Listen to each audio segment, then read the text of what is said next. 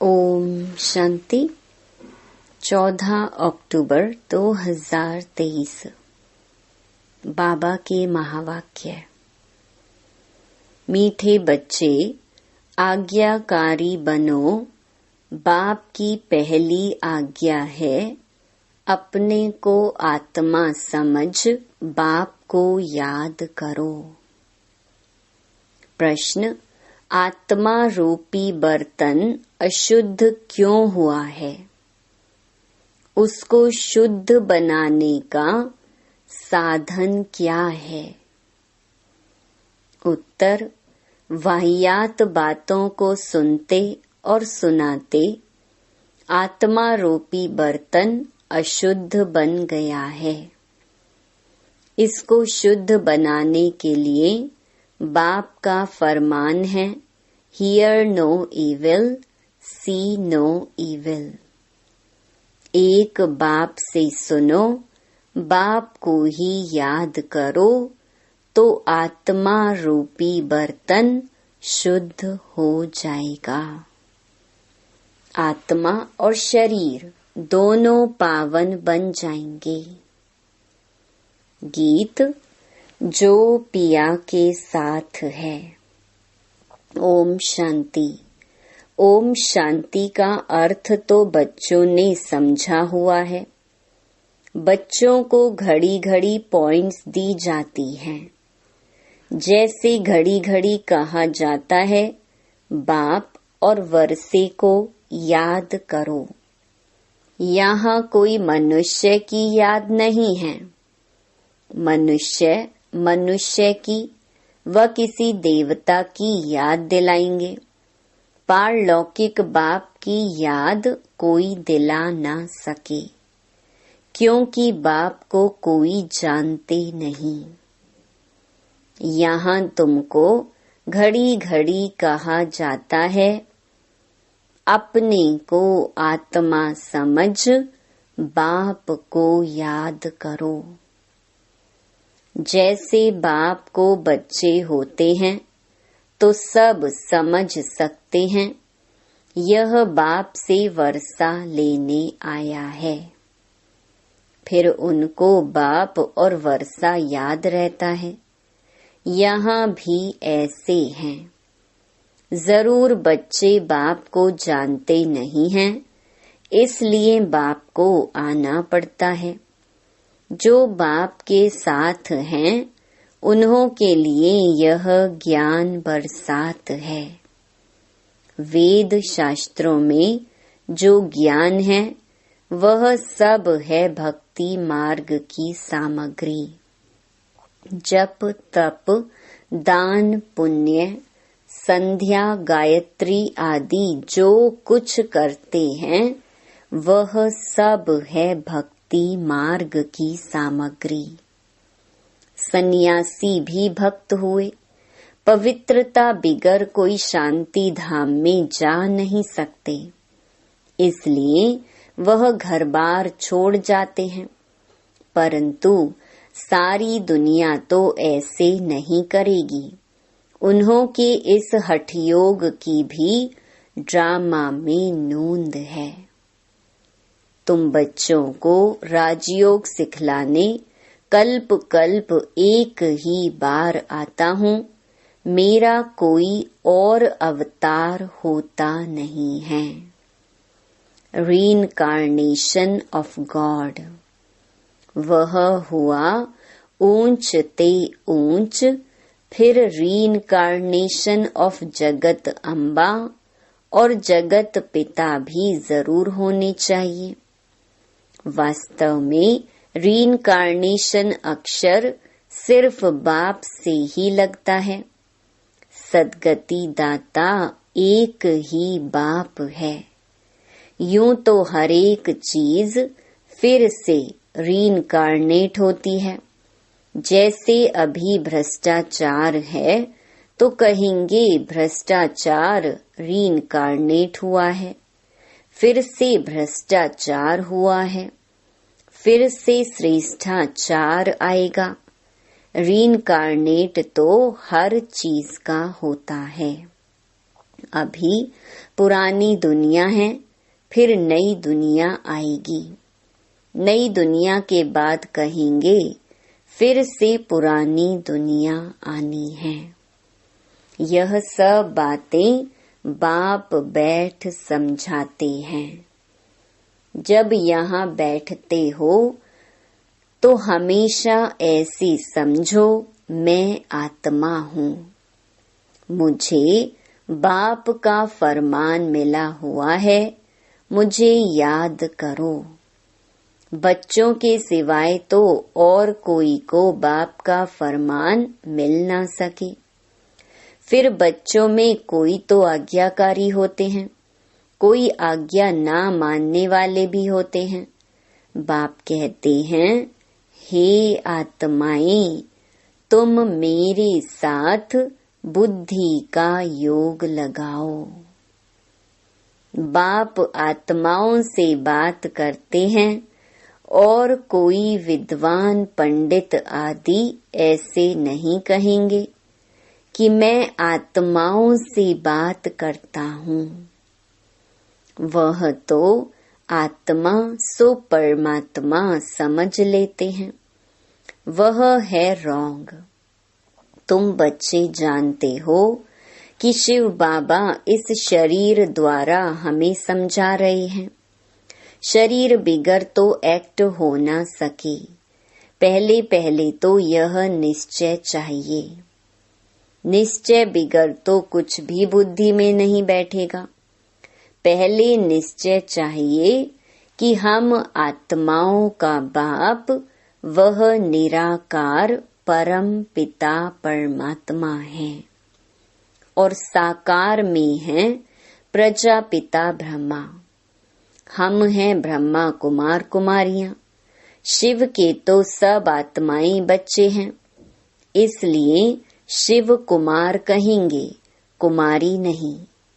यह सब बातें धारण करनी है। धारणा तब होगी जब निरंतर याद करते रहेंगे। याद करने से ही बुद्धि रूपी बर्तन शुद्ध होगा। वाहियात बातें सुनते सुनते बर्तन अशुद्ध बन गया है, उसको शुद्ध बनाना है।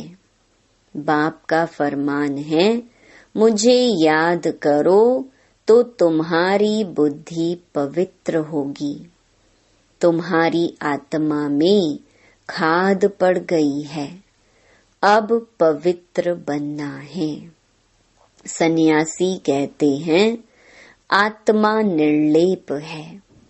बाप कहते हैं आत्मा में ही खाद पड़ी है।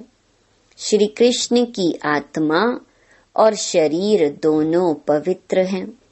दोनों पवित्र सिर्फ सतयुग में ही होते हैं, यहाँ तो हो नहीं सकते। तुम आत्माएं नंबरवार पवित्र होती जा रही हो, अभी पवित्र बनी नहीं है। कोई भी पवित्र नहीं है। सब पुरुषार्थ कर रहे हैं।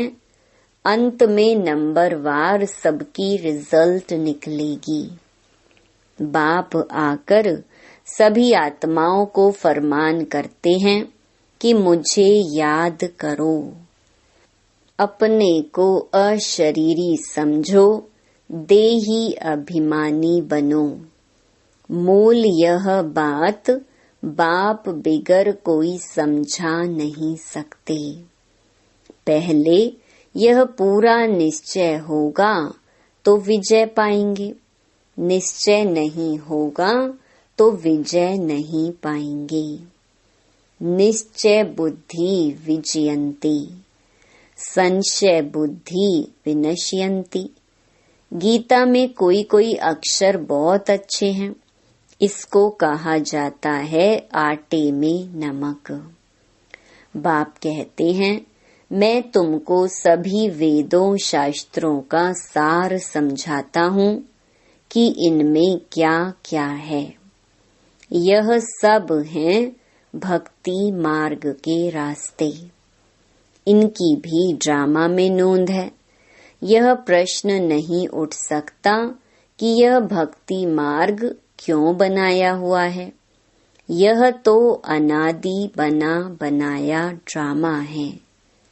तुमने भी इस ड्रामा में बाप से स्वर्ग के मालिक बनने का वर्षा अनेक बार लिया है और लेते रहेंगे।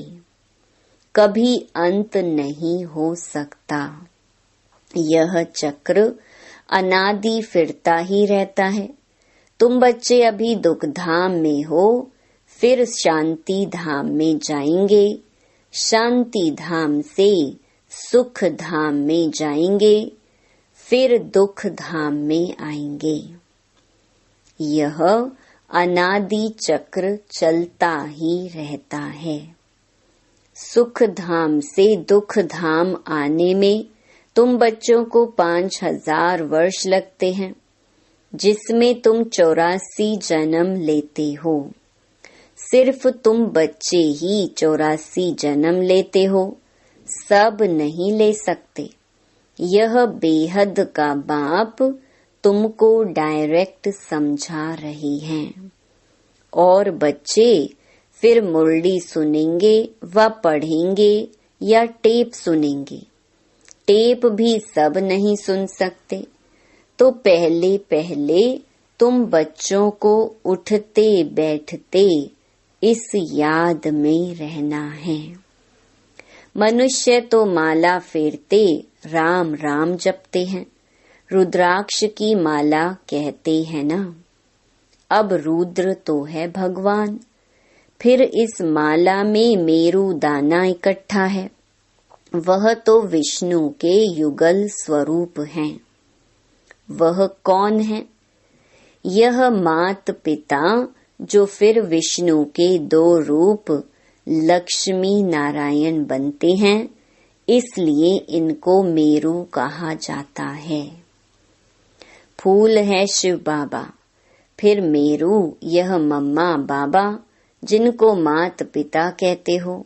विष्णु को मात पिता नहीं कह सकेंगे, लक्ष्मी नारायण को मात पिता तो उनके बच्चे ही कहेंगे।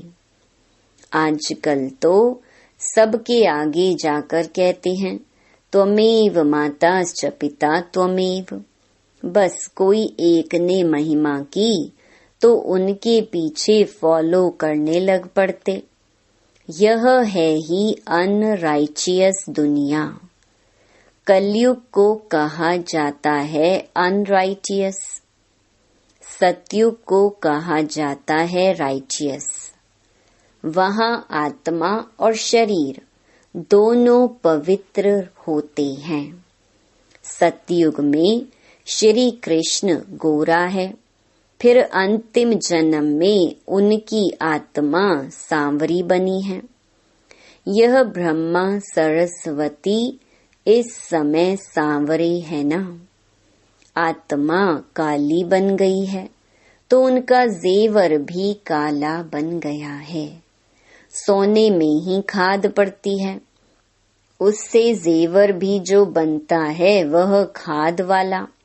सतयुग में जब देवी देवताओं की गवर्नमेंट है तो यह झूठ खाद होती नहीं। वहाँ तो सोने के महल बनते हैं। भारत सोने की चिड़िया था, अभी तो मुलम्मा है। ऐसे भारत को फिर से स्वर्ग बाप ही बना सकते हैं। बाप समझाते हैं, श्रीमत भगवानुवाच है ना। श्री कृष्ण तो दैवी गुणों वाला है, 2 भुजा 2 टांग वाला है। चित्रों में तो कहाँ नारायण को कहाँ लक्ष्मी को 4 भुजाएं दी हैं। समझते कुछ भी नहीं। ओम अक्षर भी कहते हैं, ओम का अर्थ बताते हैं। ओम माना मैं गॉड। जिधर देखता हूँ गॉड ही गॉड है, परंतु यह तो रॉन्ग है। ओम माना अहम आत्मा। बाप भी कहते हैं अहम आत्मा, परंतु मैं सुप्रीम हूँ, इसलिए मुझे परमात्मा कहा जाता है। मैं परम धाम में रहता हूँ। ऊंचे ते ऊंच भगवान, फिर सूक्ष्म वतन में ब्रह्मा विष्णु शंकर की आत्मा है। फिर नीचे आओ तो यह मनुष्य लोक है, वह दैवी लोक, वह आत्माओं का लोक जिसको मूल वतन कहा जाता है। यह बातें समझने की हैं। तुम बच्चों को यह अविनाशी ज्ञान रत्नों का दान मिलता है, जिससे तुम भविष्य में माला माल डबल सिरताज बनते हो। देखो, श्री कृष्ण को दोनों ताज है ना। फिर वही बच्चा चंद्रवंशी में आता है तो 2 कला कम हो जाती हैं।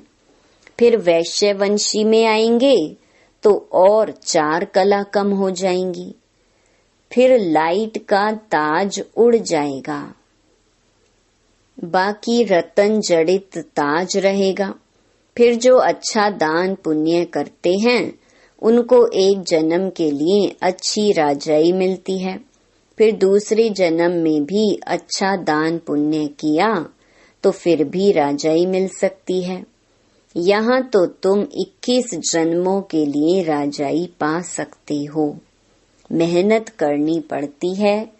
तो बाप आकर अपना परिचय देते हैं, कहते हैं आई एम सुप्रीम सोल।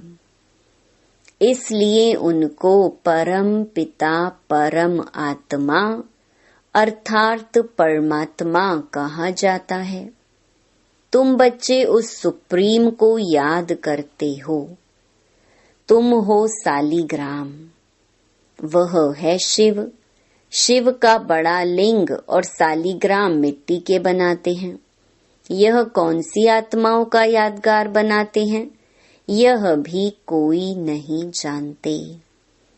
तुम शिव बाबा के बच्चे भारत को स्वर्ग बनाते हो, इसलिए तुम्हारी पूजा होती है। तुम फिर देवता बनते हो, तब भी तुम्हारी पूजा होती है। शिव बाबा के साथ तुम इतनी सर्विस करते हो, इसलिए सालीग्रामों की भी पूजा होती है। जो उत्तम से उत्तम कर्तव्य करते हैं उन्हों की पूजा होती है, और कलयुग में जो अच्छा काम करते हैं उन्हों का यादगार बनाते हैं। कल्प कल्प बाप तुम बच्चों को सारे सृष्टि का राज समझाते हैं, अर्थात तुमको स्वदर्शन चक्रधारी बनाते हैं। स्वदर्शन चक्र विष्णु को नहीं हो सकता, वह तो देवता बन गया। यह ज्ञान सारा तुमको है। फिर लक्ष्मी नारायण बनेंगे तो यह ज्ञान नहीं रहेगा। वहाँ तो सब सद्गति में है। तुम बच्चे यह ज्ञान अभी ही सुनते हो, फिर राजाई पा लेते हो। स्वर्ग की स्थापना हो गई, फिर ज्ञान की दरकार नहीं रहती। बाप ही आकर अपना और रचना का पूरा परिचय देते हैं। सन्यासियों ने माताओं की निंदा की है, परंतु बाप आकर माताओं को उठाते हैं। बाप यह भी समझाते हैं कि यह सन्यासी न होते तो भारत काम चिता पर बैठ एकदम खाक हो जाता। जब देवी देवता वाम मार्ग में गिरते हैं तो उस समय अर्थक्वेक बड़ी जोर की होती है, फिर सब नीचे चला जाता है, और खंड आदि तो होते नहीं, भारत ही होता है। इस्लामी आदि तो पीछे आते हैं, तो फिर वह सतयुग की चीजें यहाँ रहती नहीं। तुम जो सोमनाथ का मंदिर देखते हो वह कोई वैकुंठ का नहीं है। यह तो भक्ति मार्ग में बना है, जिसको मोहम्मद गजनवी आदि ने लूटा। बाकी देवताओं के महल आदि सब अर्थक्वेक में गायब हो जाते हैं। ऐसे नहीं कि महल के महल नीचे गए हैं, वही फिर ऊपर आ जाएंगे। नहीं, वह तो अंदर ही टूट फूट सड़ जाते हैं। फिर उसी समय खोदते हैं तो कुछ न कुछ मिलता है। अभी तो कुछ भी नहीं मिलता है। शास्त्रों में कोई यह बातें नहीं है। सद्गति दाता है ही एक बाप। पहले पहले तो यह निश्चय चाहिए। निश्चय में ही माया विघ्न डालती है। कहते हैं भगवान कैसे आएगा?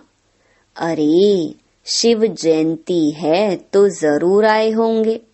बाप ने समझाया है, मैं बेहद के दिन और बेहद की रात के संगम पर आता हूँ। यह कोई नहीं जानते कि किस समय आता हूँ। तुम बच्चे जानते हो। बाप ने ही यह नॉलेज दी है और दिव्य दृष्टि से यह चित्र आदि बनवाए हैं। गीता में भी कल्प वृक्ष का कुछ वर्णन है। बच्चों को कहते हैं, हम तुम अभी हैं, कल्प पहले भी थे और फिर कल्प कल्प मिलते रहेंगे। मैं कल्प कल्प तुमको यह ज्ञान दूंगा तो चक्र भी सिद्ध होता है, परंतु तुम्हारे सिवाय कोई समझ न सके। यह सारे सृष्टि चक्र का चित्र है। जरूर कोई ने बनवाया है। बाप भी इस पर, बच्चे भी इस पर समझाते हैं। अच्छा, मीठे मीठे सिकिलधे बच्चों प्रति माता पिता बाप दादा का याद प्यार और गुड मॉर्निंग। रूहानी बाप की रूहानी बच्चों को नमस्ते। धारणा के लिए मुख्य सार। पहला, हर बात में विजय का आधार निश्चय है। इसलिए निश्चय बुद्धि जरूर बनना है। सद्गति दाता बाप में कभी संशय नहीं उठाना है। दूसरा, बुद्धि को पवित्र व शुद्ध बनाने के लिए अशरीरी बनने का अभ्यास करना है। वाहियात व्यर्थ बातें न सुननी है न सुनानी है। वरदान, बेहद के स्मृति स्वरूप द्वारा हद की बातों को समाप्त करने वाले अनुभवी मूर्त भव। आप श्रेष्ठ आत्माएं डायरेक्ट बीज और मुख्य 2 पत्ते त्रिमूर्ति के साथ समीप संबंध वाले तना हो। इसी ऊंची स्टेज पर स्थित रहो। बेहद के स्मृति स्वरूप बनो तो हद की व्यर्थ बातें समाप्त हो जाएंगी। अपने बेहद के बुजुर्गपन में आओ तो सदा सर्व अनुभवी मूर्त हो जाएंगे। जो बेहद के पूर्वजपन का ऑक्यूपेशन है, उसको सदा स्मृति में रखो। आप पूर्वजों का काम है अमर ज्योति बन अंधकार में भटकती हुई आत्माओं को ठिकाने पर लगाना। स्लोगन, किसी भी बात में मूंझने के बजाय मौज का अनुभव करना ही मस्त योगी बनना है। ओम शांति।